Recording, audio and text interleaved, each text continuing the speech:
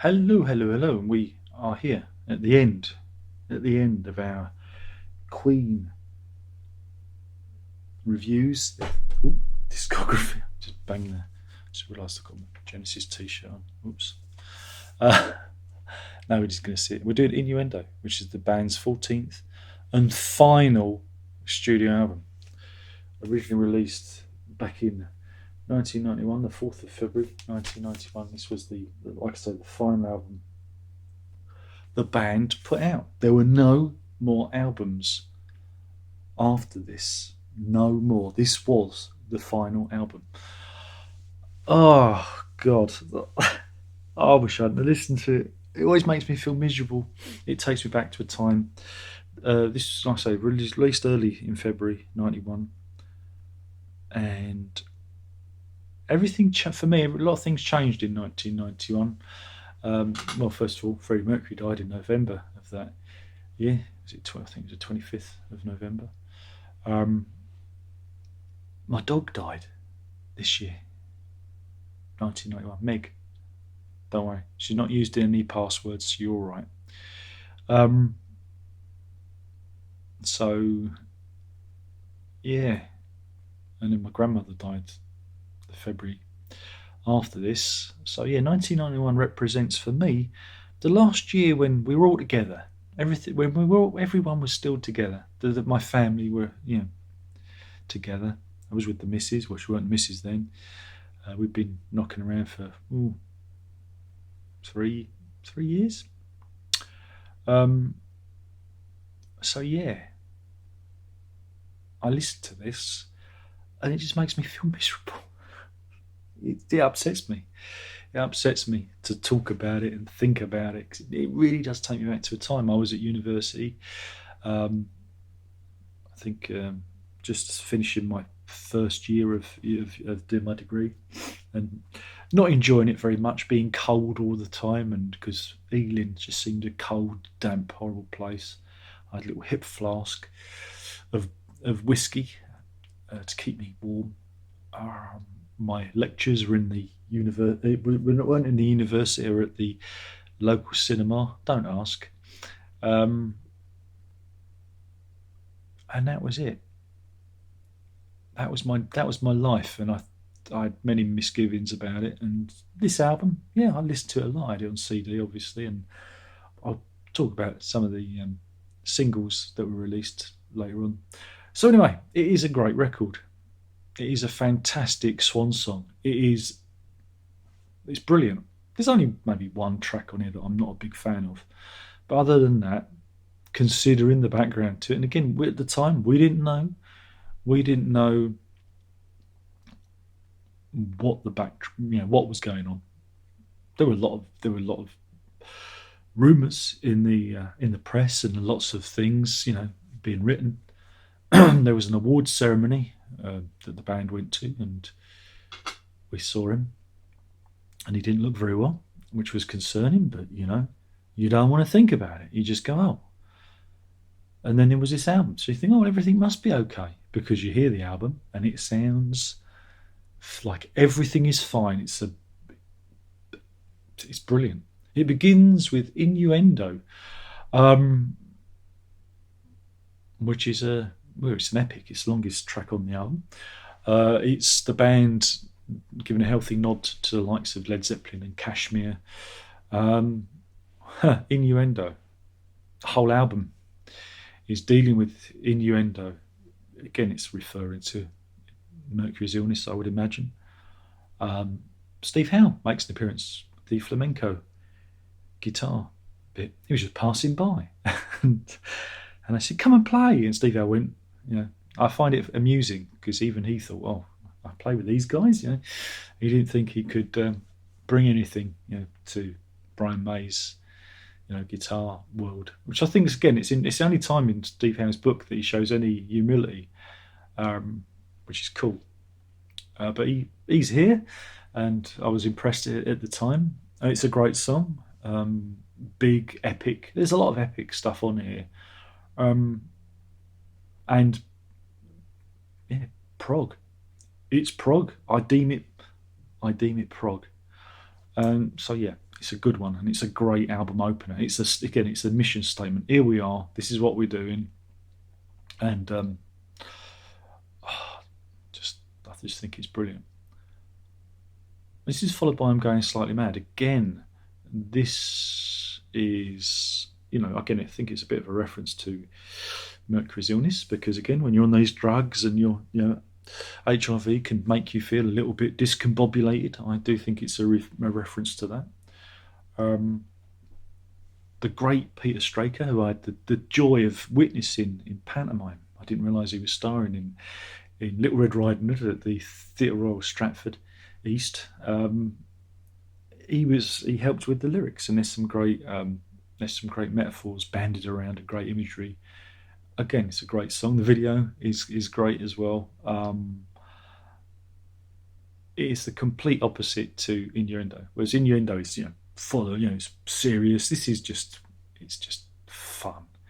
It punctures the pomposity of the previous track, and that's what you need. This is Queen doing what Queen do. We can do anything. We're Queen. Followed by a good old rocker called Headlong, which is written by Brian May. Released as a single as well.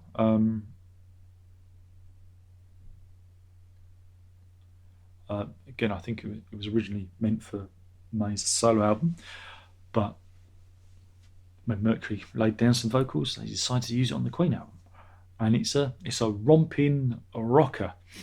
I Can't Live With You is another Brian May track, which was meant to be for his solo record, but ended up here. Yeah, it's okay.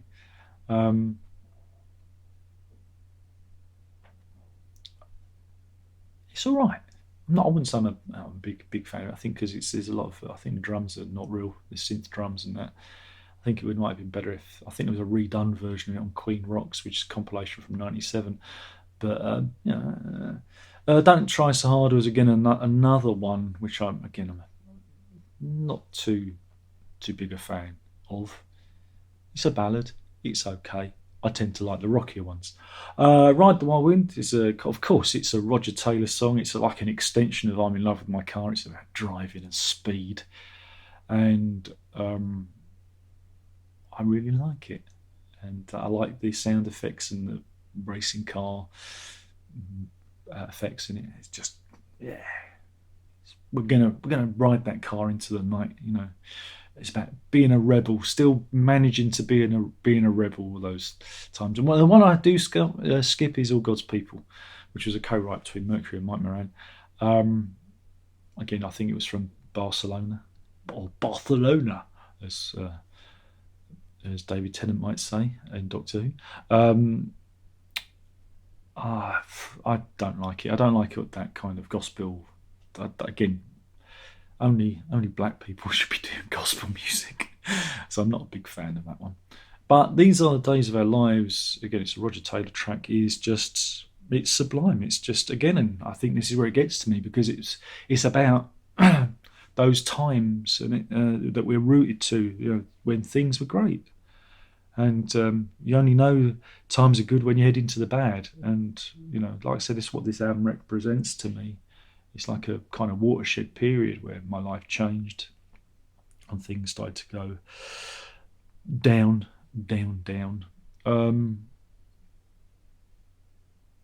So yeah, I just think it's a beautiful song. And the video, man, gets you every time, doesn't it? It's followed by Delilah, another fun song about Mercury's cats. Brilliant for Brian May's guitars and the meow meow guitars. Just love it. Hitman is another rocking, rousing rocker. I'm the Hitman. Stand aside. It's just balls out rock, isn't it? It's just a bit of fun, and that's it. It's throwaway.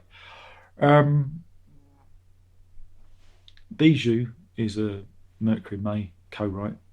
Has some beautiful guitar playing on it from Brian May. Just incredible. And then we have this lovely vocal part in the middle, which is, well, it's just about love, isn't it? love, and there's a lot of love on this album, and the idea of being together forever. Superb. And that gets you into the frame of mind for the final track, the epic "The Show Must Go On," which again, it's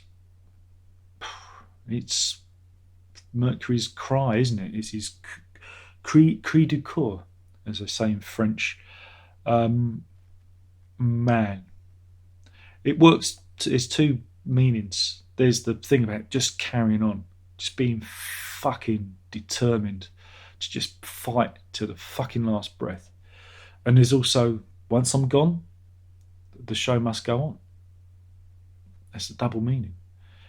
There's that, like I say, that determination that you have when you are up against all sorts of things, in this case illness, but it can be anything in your life. And then when you are gone, because we're here, we're merely strutting players, the show carries on without us.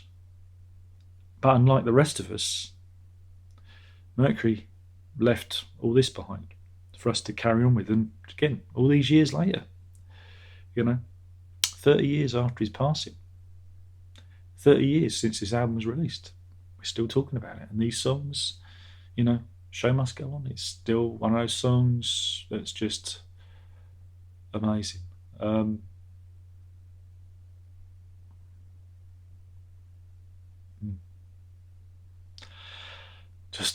What an end. What an absolute ending to the Queen story. That's it. And it's an amazing album. Made even more amazing when you find out what was behind the album. It was amazing when it came out. It was just like, wow, this is it. Yeah, it's a couple of songs I don't care for. But other than that, the way it is structured, the way it is paced, it's perfect. It is a fucking perfect album in terms of structure. And it shows the band off at their strengths off. They can do complicated, they can do the bizarre, they can do funny, they can do the sweet, they can do, the sour. They can do everything, and it's all here on this one album. And I don't think you'll get a better finale. There isn't a band out there whose last album is as strong as this. No one. Because this is their final album, despite what some might say. This is definitely their final album. So anyway, let's look at the actual record itself. This is from that box set, which I'm milking for all I can. Well, I'm not milking it, it's just I own it, and so we might as well look at it, because it gives us something to look at. And the artwork's done by an artist called Granville. I can't say his full name, because shall I try and mangle it? He was a French artist. His name was Jean-Ignace Isidore Gerard Granville, and he lived between 1803 and 1847. He does these amazing pictures. Do look him up. His artwork is fantastic. And this is based on a piece called Juggler of the Universes, and they colorized it for the artwork. And again, the band did a great. I think the artwork just works so well. It's just such a great. Just love it. I just think it's really good, and it's really. I just think it's really good. We get to see the band have been kind of turned into Granville characters there, which I think is really cool. Again, it's the pictures from The Miracle. I didn't get any new pictures done. We know why. There's lyrics on the back there, and we have a coloured vinyl, and it is a turquoise. I guess you'd call that turquoise vinyl. Just got to get back in the sleeve, which should be fun. And we have this one's over two discs. I don't know if it was ever out on vinyl at the time. It might have been, but I don't think this time when. It's always the way, isn't it? I've got a tricky one today. Oh, it's got at this time, and it was sometimes hard to get vinyls, because we all know that the plural of vinyl is vinyls, and you didn't always see them. around. So, or I didn't anyway. At the HMV at Ealing, where I was predominantly buying records, it was big. We used to spend a lot of time just standing in there out of the cold. And this one's like a royal purple. What a lovely colour. So I don't remember seeing it around, because I might have bought it if I'd have seen it around. But I think I was more in a CD mode at that time. Again, I was just a poor student. Just a poor student. I think I might have a copy of. Yeah, I've actually got a CD copy of this. Whoops. That was a portico to a quartet CD, just fell on the floor there. Yeah, I got this at the time. You're probably thinking, why? I remember I had like I had two copies. I had the actual CD. So there it is.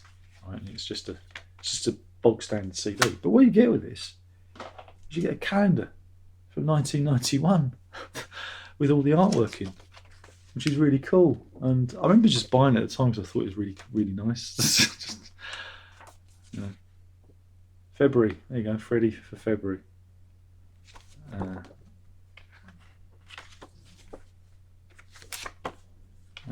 Yeah, I just thought it was a nice little thing. I've never sold it. I just kept it. Again, it's a memory of the time.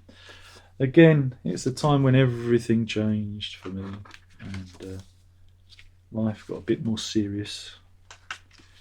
You know, it's that kind of that thing when everyone starts dying and you have to move and things. Yeah. I had a bit of a nervous breakdown as well. I didn't realise it at the time. I just thought I was being weak, but nowadays it's was it mental health, they say. But I think a lot of it got to me, and I just kind of quit. I just shut down. And then after that, I vowed never to do that again. Gross and bollocks, isn't it? So there you go. That was that. An interesting little diversion. But what I would like to show you, he said. Put it back on the shelf.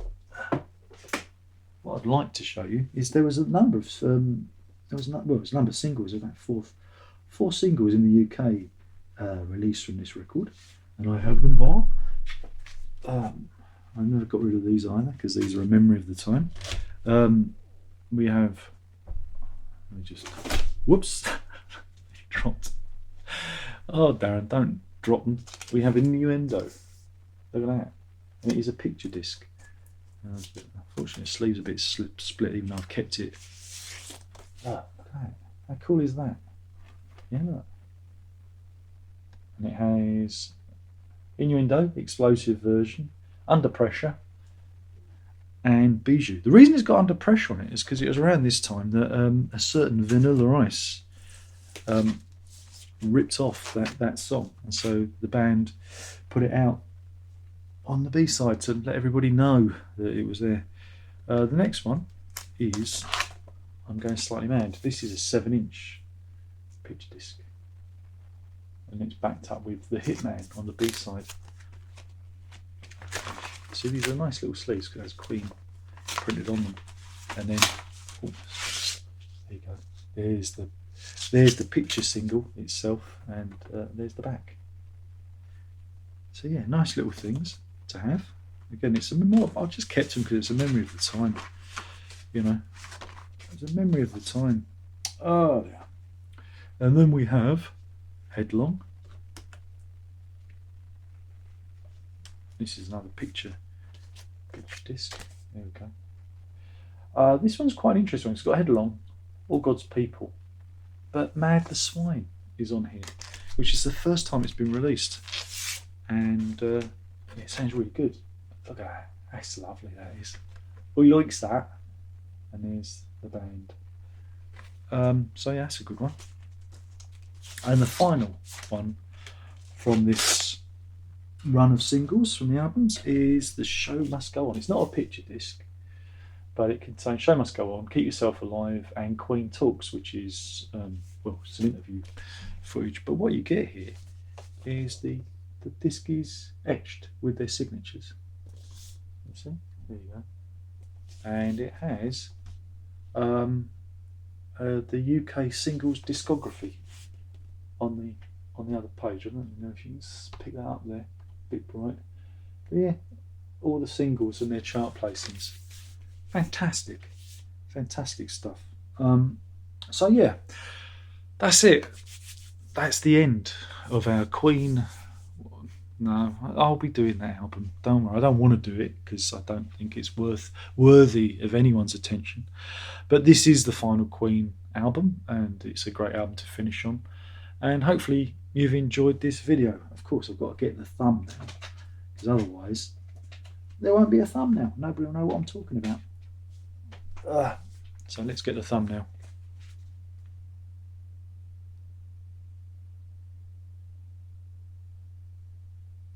That should do it. I think that'll do it. So yeah, thanks for watching. Hopefully you've enjoyed this video and these videos and our little run through the Queen discography. If you haven't, there's not a lot I can do. I'm sure if you click on, there's probably better people out there that you can be wasting your time with instead of me. But yeah, it's been a hoot to do this again and listen to these records again. Thank you for watching. Queen, for me, they were the band that got me into music. Those were the ones who started all this. So they have a special place in my heart. And I know some people go, oh, Queen, and this, that, and the other, and they bitch and moan about them, but you will never get a discography like Queen. The variety of songs, the musicianship, the vision, the design, the art that comes with it. They are an incredible band. Not for everyone. Again, I think it helps if you are British because we appreciate high camp, and Queen never really took themselves too seriously. But despite that, 4 very, very amazing individuals. I always am amazed how 4 people like this. One went to Ealing College of Art. I went to Ealing College. One trained as a dentist. One, he's now a doctor of astrophysics, and another is an electronics whiz, and they ended up making all this amazing music. Who'd have thought it, eh? And may long she reign. So that's it. Thanks for watching. Ta-da. Now we all stand while they play God Save the Queen.